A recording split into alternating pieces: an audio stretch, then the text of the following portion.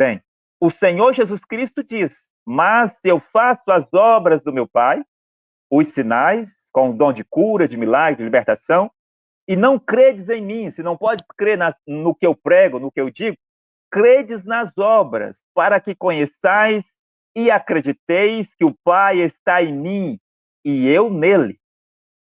Então, para uns, as pregações de Jesus eram o suficiente. As parábolas de Jesus eram o suficiente. As respostas, os conselhos de Jesus eram o suficiente. Os mandamentos de Jesus eram o suficiente. Ele tinha compreendido, ele tinha acreditado.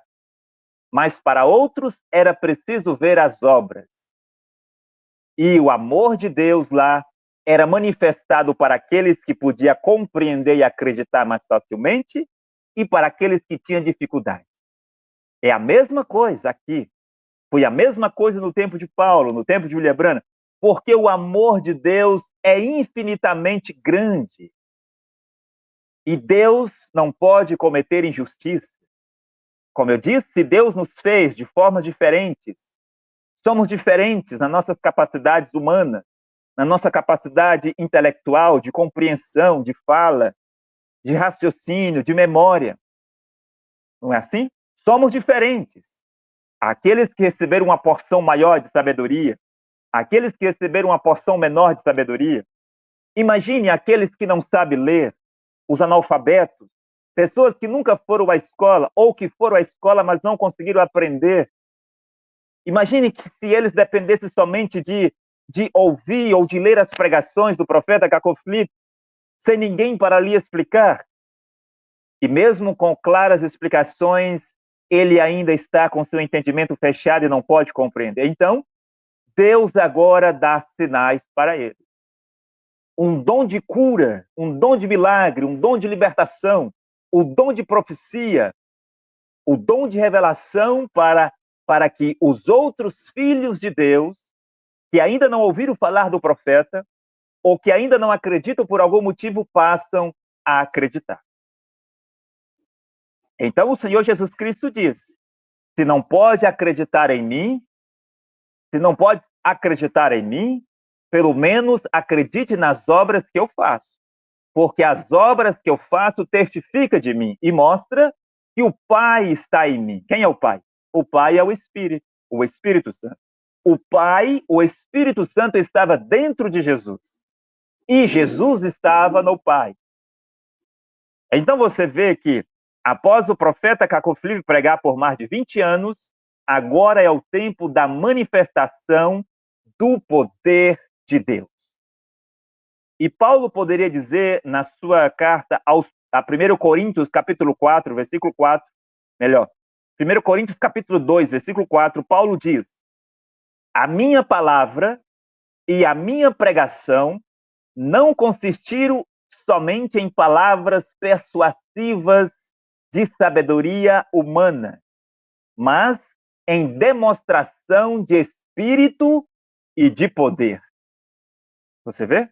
Paulo também, assim como o profeta Cacau Filipe, e assim como os profetas da Bíblia, e assim como os profetas que vieram depois de Paulo, eles tinham uma mensagem e as suas mensagens foram pregadas. Mas, em algum momento, Deus deu a esses profetas o dom de curas, milagres, libertação, de profecia, de revelação, para servir como sinais para que os filhos de Deus, que ainda não haviam acreditado por sua mensagem, agora acreditassem pelos dons e pelos sinais que eles manifestavam diante dos homens. Paulo diz: as minhas palavras que eu tenho vos dito e as minhas pregações não consistiram somente em palavras persuasivas de sabedoria humana. Não se tratava apenas de debates. E vocês sabem que os discípulos do profeta Cacau Filipe debateram durante muito tempo na internet, nas rádios, na televisão, e muitos deles sobressaíram de uma forma gigantesca em conhecimento e sabedoria em vista dos seus oponentes. Sim, mas Paulo disse que não é só sabedoria, não é só uma questão de entrar em um debate e mostrar que o seu oponente está errado na sua compreensão e na sua pregação, mas também deve existir uma fase do ministério de um profeta, a manifestação do Espírito e do poder de Deus. 1 Coríntios capítulo 2, versículo 4. Os dons espirituais, os dons de falar em línguas. E Paulo era um dos que falava em línguas, dos homens e dos anjos. E muitos dentre eles tinham o dom de profecia, o dom de revelação, o dom de cura, o dom de milagre, o dom de discernimento, o dom da palavra do conhecimento, o dom da sabedoria e assim por diante. O profeta Paulo e aqueles que estavam com ele podiam fazer essas coisas. Então você vê que Jesus, em Marcos 16, diz que eles, os discípulos do Senhor Jesus, tendo partido, pregaram por todas as partes, cooperando com eles o Senhor e confirmando a palavra com os sinais que se seguiram. Amém. Os discípulos do Senhor Jesus Cristo, em Marcos 16, saíram para pregar por todas as partes. E o Senhor Jesus Cristo cooperava com eles. Confirmando o quê?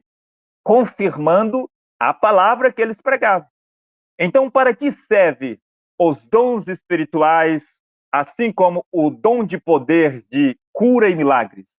Para confirmar a mensagem de um profeta. Quando você vê um homem, um profeta, ou seja, quem for fazendo milagres, você deve observar ou perguntar a ele: esses milagres que você faz, essas libertações, essas profecias e revelações que você faz, essas curas que você faz, é para confirmar qual mensagem? Deve ter uma mensagem para ser confirmada pelos sinais e as maravilhas que este homem ou esta mulher faz. Os milagres dos discípulos de Jesus era para quê? Para confirmar a mensagem que eles tinham recebido de Jesus. Os milagres de Jesus era para confirmar a sua mensagem. Os milagres de Paulo, que ele diz em 1 Coríntios 2, era para confirmar a sua mensagem que ele recebeu do Senhor Jesus Cristo por meio de revelação. Os dons de milagres de William Seymour, de Charles Spurgeon, de Finney, de William Branham, era para confirmar a mensagem que eles haviam recebido de Deus por revelação, para que as pessoas o recebessem de acordo com João 13:20. Reconhecesse que eles eram os enviados de Deus. Sim,